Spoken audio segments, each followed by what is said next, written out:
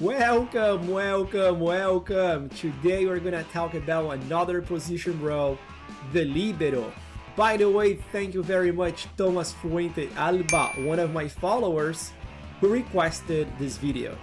Just like with my halfback video, we're gonna use the tactical board to cover some concepts about the Libero and also in-game footage with lots of arrows, highlights, and all that fun stuff. Libero is an Italian word that means three.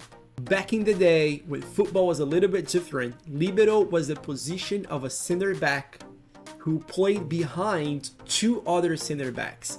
He had the freedom to move around and cover any balls that would be played behind the center backs. In English, we call them the sweeper because he was also sweeping any long balls that would fall behind the fullbacks or the center backs. The original concept of the Libero doesn't exist anymore in modern football. However, it doesn't mean that the position no longer exists. As a matter of fact, Libero has evolved a lot. It can now be a center back who plays on a 4-2-3-1 or any formation with 4 players in the back, or also in a formation with 3 in the back, being that guy in the middle, here the number 5 in red. When out of possession or marking, the Libero will act just like any center back. In both cases, with 4 men in the back or with 3 men in the back, he will just act as a regular center back. In possession is a little bit different. In possession, when your team has the ball, the Libero will go up and he will join, as you can see here, the midfield. Watch number 5, he goes up and joins number 10 and number 8, thus adding another player to your midfield. The first example here is using a formation with 3 in the back. So the white team, our team, has possession and it's playing on a 3-4-3 against the blue team that's playing on a basic 4-2-3-1. Notice number 10 with the ball in the midfield, he only has number 8 as an option, but the blue team has 3 players, number 5, number 8, and number 10.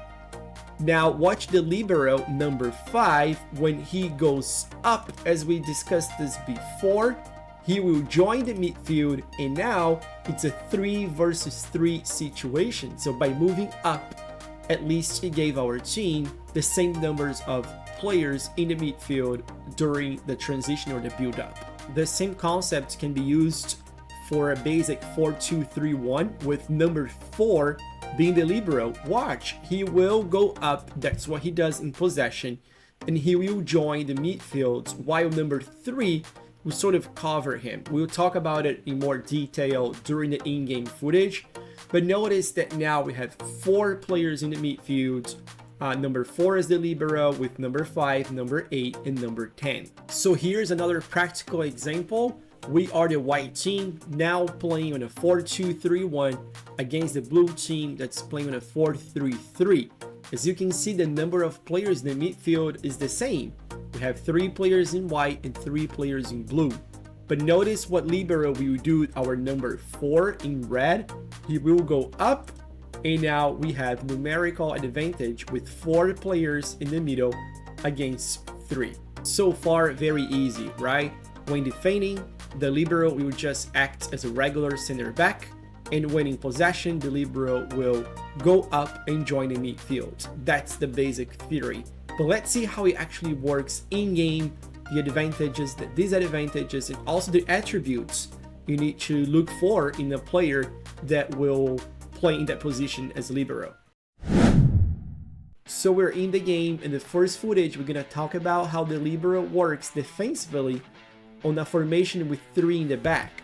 So as you can see here, the goalkeeper has the ball.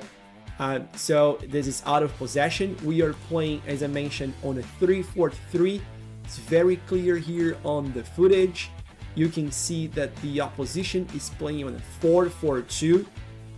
And before the goalkeeper kicks the ball, we can clearly see our Libero here, who is number 2. He is part of the defensive line between 2 other center backs, number 1 and number 3. As we discussed before, he's acting as a regular center back. Notice what happens, the goalkeeper will kick the ball, and just follow a little bit what the center back does. He will act as a center back until now. And let's pause right here. You will notice that the opposition is going to attack the space.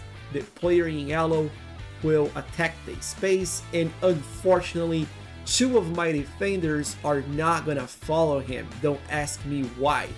But that's when one of the first key attributes for a libero comes handy, which is positioning and anticipation. Your libero on a formation with 3 in the back needs to have really good positioning attributes. Why? He needs to be well positioned, and good anticipation attributes because he needs to be able to read the play.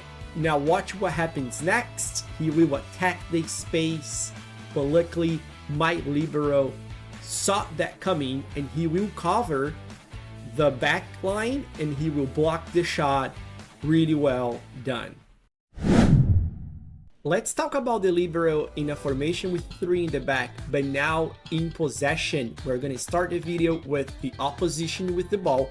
You can see our libero is Palinha here in the back. I just highlighted him. He is playing, as we discussed before, as a center back without the ball. You can see here clearly he is between 2 center backs. He's a number 2 in the picture, but that will change very soon. Norwich is going to attack. Fulham now has the ball, and Palinha's role will change completely in a little bit. Just watch, we're passing the ball, and now we are in possession. Once we are in possession, we are safe. Palinha's role will change completely. Let's discuss this a little bit further. Look at now Palinha right there in the middle, and one thing changed. He's no longer in the back in the defense between the 2 center backs. He is now in the midfield. You can clearly see here he is playing in front of the 2 center backs. He's a number 3 in the picture. He is also adding another body, or giving us numerical advantage in the middle. It's hard to see, but you can see that we have 3 players around the ball, number 1 and number 2, and then now Palinha number 3 versus 2 players from Norwich, number 1 and number 2. Now look what happens. We have the ball and Palinha is positioned as a pivot. What that means is that most plays now will go through him. So because of that, your libero needs to have really good decision attributes. He cannot make bad decisions. His passing needs to be really good. If he, misses too many passes in that position, you will be counter-attacked and probably concede goals. And his first touch obviously needs to be good. You don't want someone who cannot track the ball playing in that position, right? And now I want you to notice that he will roam around, but always in the highlighted area, always in the middle of the field, being an option to everyone else. Including in this example here where Rooney, my player, has the ball. And notice how he is facing our own side of the field, but he does not have any options for passes. All the guys highlighted in red are being marked, with one exception, which is Palinha, our libero, who is wide open. He's by himself, he's facing forward. He will receive the ball. He is that additional player we discussed about, and now Fulham can pass the ball around freely. The libero can also play a key role in attacking. Check this out. We have the ball. We are attacking on the left side of the field. And where is the libero? He is right here. Look, Palinha as our libero in front of both defenders, in front of the center backs in the midfield area. If we change the camera to the 2G, you can clearly see that he is almost attacking the box. He's lurking outside the box, waiting for that second ball, and that will happen. We attack, the defenders had the ball away, and Palhinha, our libero, is right there to cover. He receives the ball all by himself. He makes a good decision. He makes a good pass to Andreas, who almost scores a goal. So I'm changing now from a 3-4-3 to a 4-2-3-1 basic, so you can see the difference. We are gonna move Pereira as an attacking midfielder. Palhinha will no longer be our libero.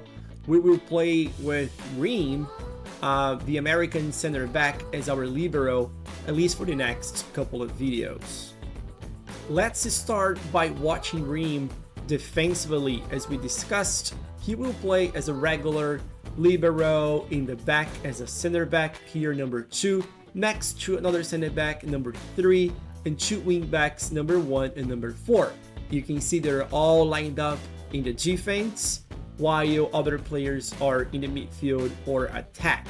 So the opposition has the ball, they will play the ball around, but I want you to notice Ream marking his guy very closely, which brings me to discuss the next couple of key attributes for the position, which are marking, tackling, heading, and strength.